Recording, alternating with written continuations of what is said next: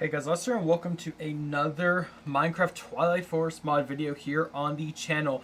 Last video we talked about the fire swamp and its fieriness. Today we are going to be talking about the Hydra Lair and more specifically the Hydra Boss. So this video is going to be sort of two sections. First off, I'm going to be talking about the Hydra Lair and what's in it, and there's not much to go over in that, so don't worry. And then we're going to do the Hydra Boss fight. So I'm geared up today for that. And I'm excited to get into this. So if you guys have been enjoying the Twilight Forest mod reviews I've been doing on the channel, the specific parts of Twilight Forest, definitely leave a like on the video if you could. And consider subscribing if you are new, because we do a ton of mod showcases on the channel, a ton of Minecraft content. So hopefully you'll consider sticking around. And if you have stuck around for a while and you want to feel like supporting me, I do have a membership page as well. Feel free to join that if you would like. And let's hop right into it. So let's talk about the Hydra Lair, which is this mound of dirt right over here. So, resembling a large hollow hill, the Hydra Lair looms out in the fire swamps, providing a natural lair for the multi-headed Hydra. At the heart of the fire swamp, wait a minute, it says heart.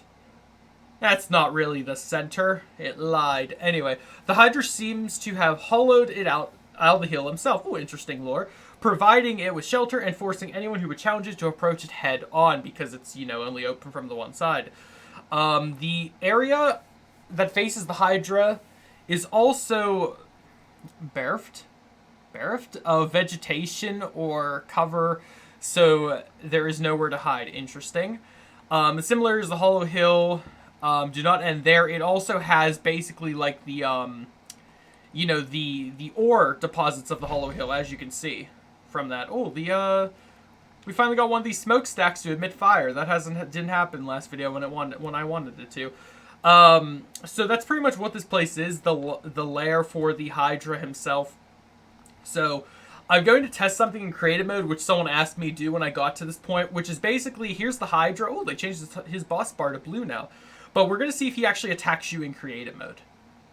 And no, he does not. If you guys remember the old Twilight Forest, he would attack you in creative mode. And it does look like they have made a little bit of updates to him. He looks very much more highly textured now.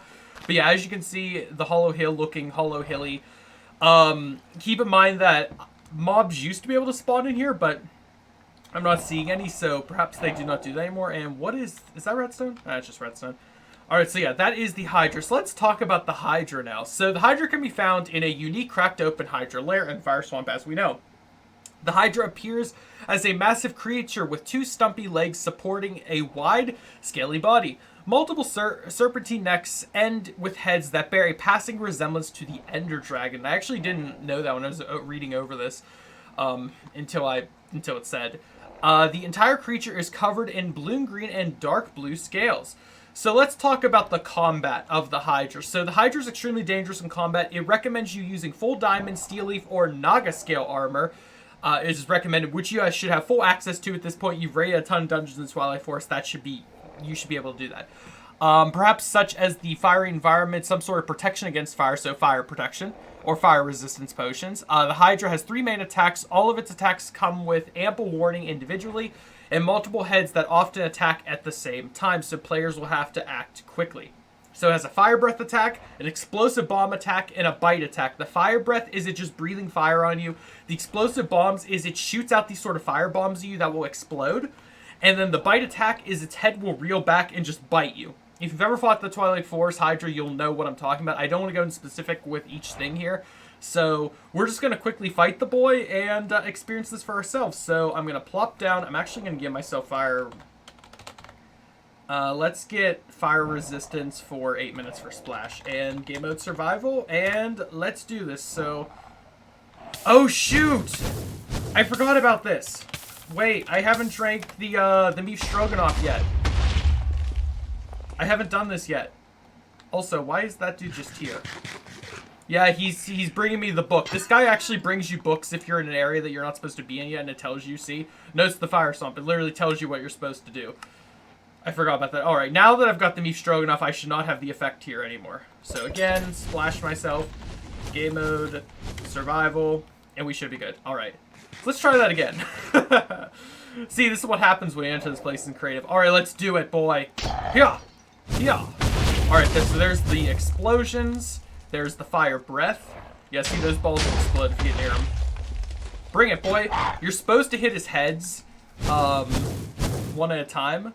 If I remember correctly, he only takes damage when his mouth opens. So you gotta watch as you're hitting him. You just gotta be careful, and like I said, you have to hit him when his mouths are open. You can hit the body, I think. Yeah, you can hit the body, but it does not deal as much damage. So, bring it, boy. Or he's opening his mouth, he's opening his mouth. Nope, you guys are failing. The best way to do it is wait until one of his heads land like that. And as you can see, I've just chopped off one of his heads. Now, if you take your time with this, he will grow them back, so... yeah.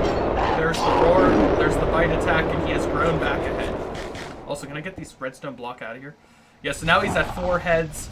Again, as you can see, his health is getting lower, but, you know, the more dangerous he becomes. He's got multiple heads, you gotta watch out for all of them.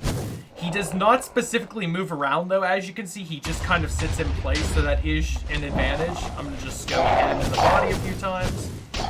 It didn't recommend exactly what type of sword to use for this, but I am, as you can see, using the crystal, or the ice sword, or glass sword it's called. And I'm using the unbreakable one that you get in creative just to, you know, test it. And one more hit should do him in. And he's dead. No, he's not. And he's dead. Hydra Slayer. And we have successfully defeated the Hydra. It is done. Now, what you're going to want to make sure you pick up here is a very specific treasure. Not being his head, not being his Hydra chops, but you want to get this fiery blood because this is specifically required for the next step of Twilight Forest. Let's talk about this. Treasure. Slaying the Hydra is highly rewarding. First off, slaying the Hydra will give the player access to minerals found within the Hydra Lair.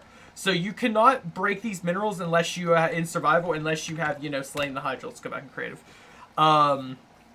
The Hydra drops several dozen Hydra chops, which, you know, an overpowered, extremely nutritious, and saturating food item that gives you regeneration, powers up for a short time. Also including several dozen Hydra's fiery blood, which can be obtained with iron ingots to make powerful weapons and armor. And I'll just quickly hit you on this. You guys can see you can make the fiery pickaxe, fiery boots, fiery chestplate, fiery leggings, fiery helmet, and fiery sword. And you can also use them at a smithing table to just make the fiery ingots like that. So one way or the other you can make the stuff. Finally, there is a Hydra trophy, which is highly decorative and prestigious. And as you can see, you can place it. It's really cool. I think you can wear it too. Can't I wear it? Yeah, you can wear it. As you can see, I look hilarious. I'm actually gonna keep this on. Anyway, so now as for the add-ons, if you have immersive engineering installed, the Hydra will also drop the Twilight shading grab bag and the Twilight shader Hydra. So again, if you play immersive engineering, you might know what that is. I personally don't, and I haven't reviewed it, so we're not going to talk about that. Progression. If you're playing according to the progression system, the area on the fire swamp is thick and fiery cinders. You will be able to enter the fire swamp after you defeat the Ministry. Eat them be strong if we know this. Defeating the Hydra and obtaining the fiery blood will complete the swamp phase of the progression. If the Hydra was If the Hydra was the last of the 3 bosses to defeat, the Highlands will now be unlocked. So, you heard it here first, folks. You got to defeat all 3 bosses, being the Hydra, the Twilight Lich, and the Naga.